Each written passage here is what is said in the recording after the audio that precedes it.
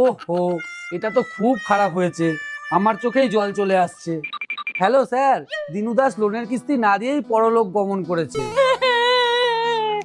আচ্ছা আচ্ছা, লোন মুকুব হয়ে যাবে, 30 লাখ টাকাও পাবে?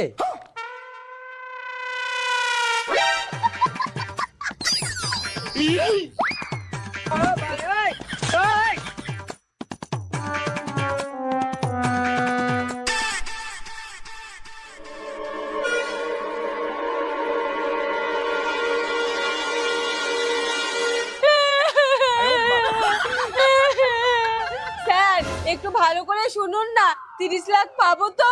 শুনছি শুনছি। হ্যালো স্যার, শুনুন, উনি না, স্ত্রী মারা গেলে 30 লাখ পাবে।